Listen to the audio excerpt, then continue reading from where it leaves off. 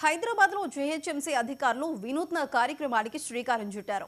Commissioner RV Karnan ఆదేశాలతో యాచక రహిత నగరంగా తీర్చిదిద్దేందుకు చర్యలు చేపట్టారు. ఇందులో భాగంగా హైదరాబాద్లోని ప్రధాన కూడళ్లలో భిక్షాటన చేస్తున్న వారిని గుర్తించిన షెల్టర్ హోమ్లకు తరలిస్తున్నారు. ఇక ఇదే అంశంపై మరింత సమాచారం మా ప్రతినిధి తేజ అందిస్తారు. హైదరాబాద్ నగరాన్ని యాచక రహిత నగరంగా తీర్చిదిద్దేందుకు జీహెచ్ఎంసీ అధికారులు శ్రీకారం చుట్టారు. మొత్తంగా జీహెచ్ఎంసీ కమిషనర్ ఆర్వి కర్ణన్ ఆదేశాలతో అర్బన్ కమ్యూనిటీ విభాగం అయితే మాత్రం పూర్తి స్థాయిలో అప్రమత్తమైంది అన్నట్లుగానే చెప్పాలి. ఎందుకంటే ఇతర ప్రాంతాల నుంచి కొంతమంది ఇక్కడికి వచ్చి భిక్షాటన చేస్తూ ఉండేటువంటి వారిని జీహెచ్ఎంసీ అధికారులు గుర్తించినట్టుగా కూడా తెలుస్తుంది.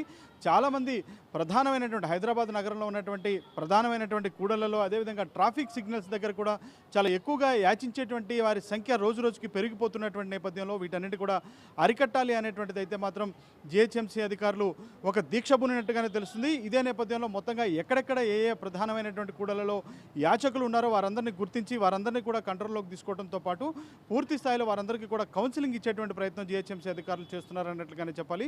గత 2-3 రోజులుగా అయితే మాత్రం అర్బన్ కమ్యూనిటీ విభాగం ఆధ్వర్యంలో అయితే పూర్తి స్థాయిలో హైదరాబాద్లో ఇటు బషీర్బాగ్, నాంపల్లి, అదేవిధంగా కూకట్పల్లి ప్రాంతాల్లో కానివ్వండి, లేదంటే కోటి లాంటి ప్రాంతాల్లో కానివ్వండి, కొన్ని ప్రధానమైనటువంటి మసీదుల దగ్గర, అదేవిధంగా కొన్ని చర్చిల దగ్గర, మందిరాల దగ్గర కూడా పూర్తి స్థాయిలో కొంతమంది యాచిస్తూ కూడా అక్కడే నివాసం ఉంటున్నటువంటి పరిస్థితి. కొన్ని చోట్ల వారు ఫుట్పాత్ల మీదే పడుకుంటూ ఉంటున్నటువంటి నేపథ్యంలో విద్యుత్ తీగలు తెగిపడి కొంతమంది చనిపోయేటువంటి ఆ విధమైనటువంటి పరిస్థితులు కూడా, అలాంటి పరిణామాలు కూడా జరుగుతున్నటువంటి నేపథ్యంలో ఇలాంటి వాటన్నిటిని అరికట్టే విధంగా కూడా జీహెచ్ఎంసీ అధికారులు ఒక కీలకమైనటువంటి నిర్ణయం తీసుకున్నారన్నట్లుగానే చెప్పాలి. ఇదే నేపథ్యంలో అయితే మాత్రం మొత్తంగా వీరందరికీ కూడా అంటే ఎక్కడి నుంచి వచ్చారు, వీరికి సంబంధించినటువంటి కుటుంబ సభ్యులు ఎవరు అనేటువంటి ఆరా తీసేటువంటి ప్రయత్నం చేస్తున్నారు.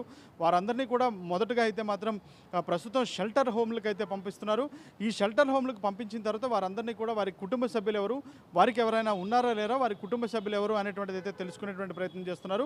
అనంతరం వారికి ఎవరూ లేనటువంటి వారైతే మాత్రం జీహెచ్ఎంసీ నిర్వహిస్తున్నటువంటి షెల్టర్ హోమ్లకు వారిని తరలిస్తున్నటువంటి పరిస్థితి. ప్రస్తుతం చూస్తే మాత్రం జీహెచ్ఎంసీ పరిధిలో 221 మంది వరకు కూడా ప్రధానమైనటువంటి కూడలలో యాచిస్తున్నటువంటి వారిని గుర్తించి వారిని అదుపులోకి తీసుకున్నటువంటి పరిస్థితి ఉంది. వారిలో 173 మంది పురుషులు కాగా 37 మంది స్త్రీలు ఉన్నట్లుగా కూడా ఇటు జీహెచ్ఎంసీ అధికారులు గుర్తించారు.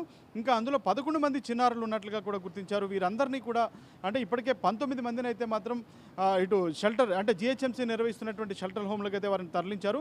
ఈ మిగిలిన వారిని కూడా కొంతమంది వారి కుటుంబ సభ్యులు కూడా అప్పజెప్పేటువంటి ప్రయత్నం చేస్తున్నారు.